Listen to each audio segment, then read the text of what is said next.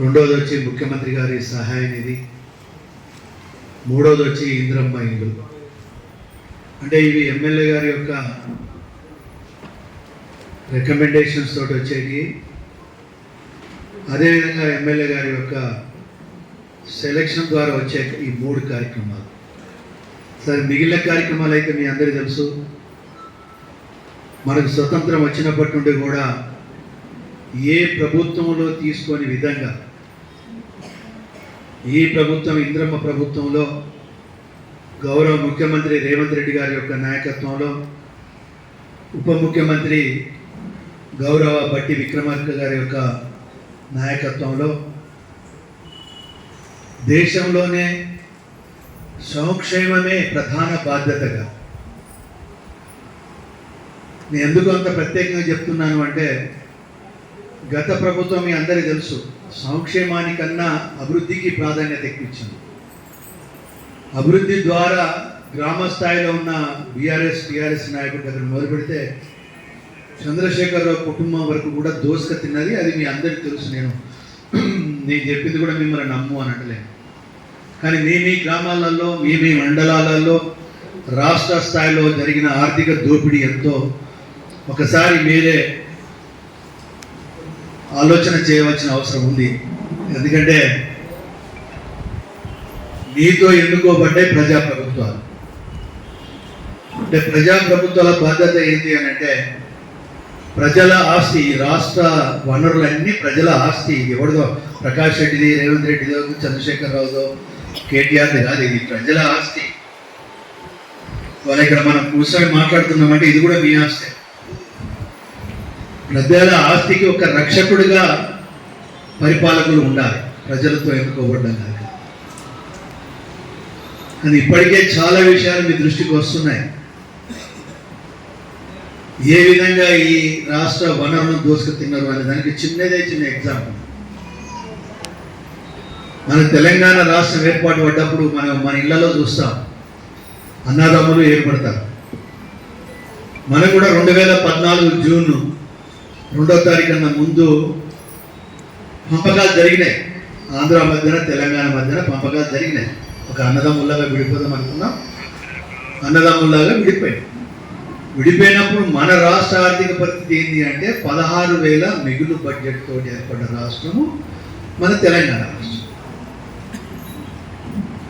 మరి అలాంటి రాష్ట్రం ఈరోజు 10 సంవత్సరాలు చంద్రశేఖరరావు కుటుంబం అధికారంలో ఉండి వాళ్ళు చేసిన ఘనకార్యం ఏంటయ్యా అంటే 8,25,000 కోట్ల అప్పు. అంటే 8,25,000 కోట్ల అప్పు అంటే ఎవరి మీద చేసిండు, ఎవరిని చూసి ఇచ్చిండు? ఈ రాష్ట్రంలో ఉన్న మన ఆస్తులను మనను చూసి. ఎందుకంటే మనను చూసి అనే వరకు మీరు అనొచ్చు, మనను చూసి ఏడమైంది అని చెప్పి.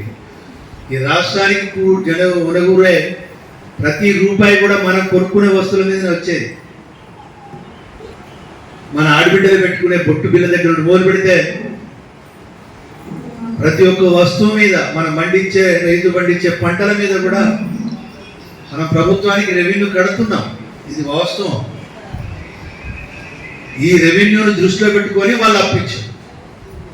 అంటే మన కృషి, మన కష్టం, మనం సంపాదించే ఆదాయం మీద ఆధారపడి ఎవడైనా అప్పిస్తాడు. ఎవడన్నా ఇప్పుడు నీకు అప్పు కావాలంటే ఏమంటాడు బ్యాంకు వాడు? మొదలు నీకు ఏమున్నదా చెప్పవయా అని అంటాడు. నాకు ఇల్లు ఉన్నదా, 2 ఎకరాల భూమి ఉన్నదా అంటే ఇల్లుకు వాల్యూ కడతాడు. భూమికి వాల్యూ కట్టి ఇది 10 లక్షల వరకు ఆస్తున్నదా, రేపు పొద్దున నువ్వు చెడిపోయి కట్టకున్నా కూడా నేను అమ్ముకుంటే నాకు 10 లక్షలు వస్తాయి అంటాడు. రాష్ట్రం కూడా ఒక కుటుంబం వస్తుంటుందే కదా. వాళ్ళకు కూడా చూపించింది ఏంటి? ఇప్పుడు ఈ క్యాంప్ ఆఫీస్ కూడా తాకట్లో ఉన్నది. మన నడిచే రోడ్లు కూడా తాకట్లో ఉంటాయి. అంటే రాష్ట్రం యొక్క ఆస్తులు కానీ ఆదాయాన్ని కానీ దృష్టిలో పెట్టుకొని అప్పిస్తారు. ఆ అప్పించుడు కూడా ఏంటి? కేంద్ర ప్రభుత్వం అనుమతి ఇవ్వాలి. మళ్ళా అంటే నువ్వు మళ్ళీ తిరిగి కట్టగలుగుతావా లేదా, నీకు వచ్చే ఆదాయం ఎంత చూస్తాడు. ఆదాయం మీదనే అప్పిస్తాడు.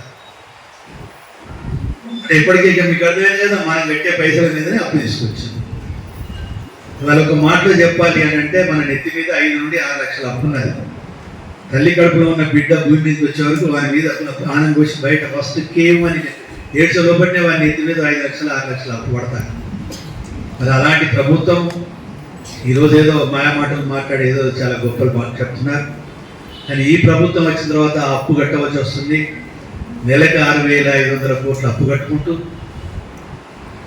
ఉద్యోగస్తులకు దగ్గర 6,000 కోట్ల పైన జీతాలు 1వ తారీఖు చెల్లించుకుంటూ సంక్షేమ కార్యక్రమాలను కూడా తీసుకుపోవాలి. అభివృద్ధి కార్యక్రమాలను వద్దు అని కాదు, కానీ రెండు కళ్ళ లాంటి. కానీ ప్రథమ బాధ్యత దేనికి ఇవ్వాలి అని అంటే మనం కుటుంబం యొక్క ప్రతి ఒక్క కుటుంబం యొక్క ఆర్థిక పరిస్థితి అభివృద్ధి చెందడానికి చేయాలి. తెల్లాలేస్తే వాళ్ళు అంటున్నారు మీరు 6 గ్యారెంటీలు ఏమని అని అంటున్నారు. వ్యవసాయమే 6 గ్యారెంటీలో కూడా జవాబు చెప్పవలసిన బాధ్యత మా మీద ఉన్నది. ఆ రోజు మేము వాగ్దానం చేసినాం. కానీ ఇప్పుడు చేసిన అప్పులు ఆ రోజు మనకు ఎవరికి తెలియకుండా మసిపూసి మామిడికాయ చేసేవాడు. రాష్ట్రం బాగున్నది అంటే అందరూ నమ్మినా అని బాధ్యత నుండి మనం తప్పించుకుంటలేము.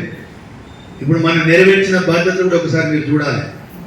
ఎందుకంటే అందరూ వచ్చింది మర్చిపోతాం, రాని దాని గురించి ఆలోచన చేస్తుంటాం.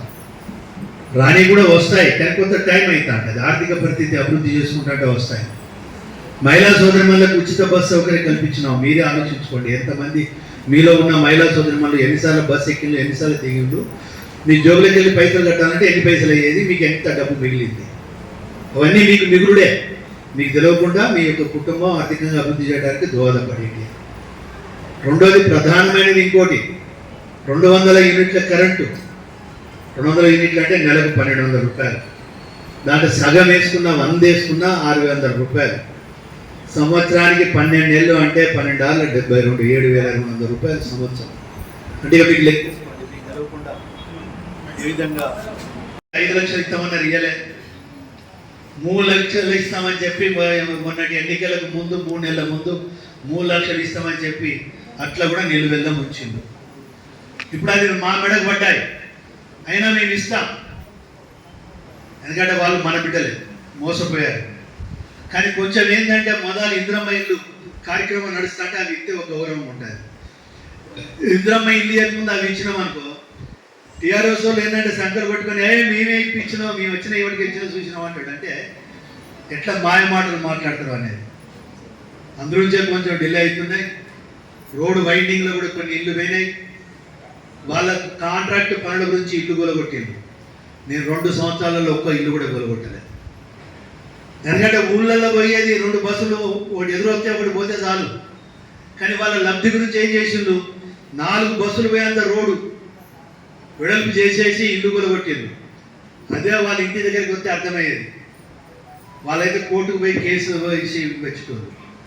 కానీ నా ఉద్దేశంలో నేను సాధ్యమైనంత వరకు ఇల్లు ఎక్కడ కూలగొట్టేది లేదు. కానీ 2 బస్సులు పోయే వ్యవస్థ మాత్రం ఏర్పాటు చేస్తామనేది మనం ఒక పట్టుదలకు ముందుకు పోతున్నాం. దళితులకు 3 ఎకరాల భూమి అన్నారు, వచ్చినాయా? అదేవిధంగా దళిత బంధు అన్నారు, వచ్చిందా? అన్నిటికన్నా ముఖ్యంగా 2017 ఏప్రిల్ 21-23 సంతోషుడా 21వ తారీఖు నాడు ప్రగతి భవన్ సాక్షిగా అందరు ధనంజయ కొంచెం గుర్తు చేసుకోండి, చదువు పత్రికా సోదరులు కూడా గుర్తుందా మీకు? ఏంటిది? ఫర్టిలైజర్స్ మొత్తం ఆ రోజు ఒక మాట అన్నాడు. ఒకసారి సోషల్ మీడియాలో కూడా మళ్ళీ రన్ చేయండి అయ్యా, మర్చిపోతారు. ఆ రోజు ఎంత గొప్పగా చెప్పిండంటే, ఆ భగవంతుడు నన్ను అందురుచే పుట్టించుడు కావచ్చు.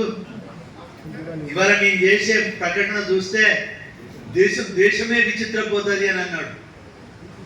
అందరు ఏటిదా అని చూసుకుంటే కూర్చుంటే ఆయన అన్నాడు, రేపు 2018 మార్చి నుండి ప్రతి రైతుకు ఎరువులు అన్నీ, పురుగు మందులు కానీ ఎరువులు కానీ అన్నీ 100% సబ్సిడీతో ఇస్తాము అని అన్నాడు. ఇచ్చిండు 5 సంవత్సరాలు అయినా ఇప్పుడు మళ్ళీ బ్రోకర్ మాట్లాడుతాను. రైతు రుణమాఫీ అన్నారు, 5 సంవత్సరాలు ఇచ్చుకుంటూ పోతా అంటే వడ్డీలకే సరిపోలే, అవునా కాదా? కానీ ఈ ప్రభుత్వం 2 లక్షల వడ్డీ మాఫీ, దగ్గర 29,000 కోట్ల పైన 3 నెలల లోపల చెల్లించింది ఈ ప్రభుత్వం. ఇది ప్రభుత్వం అంటే ఇన్ని అప్పులుండి ఇంత భారం ఉన్నా కూడా చెల్లించింది కనుక ప్రజలు వాస్తవాలు గ్రహించవలసిన అవసరం ఉంది. అందులోంచే ఈ ప్రభుత్వం మీ ఆశీర్వాదం కోరుకుంటుంది మీ దగ్గర నుండి.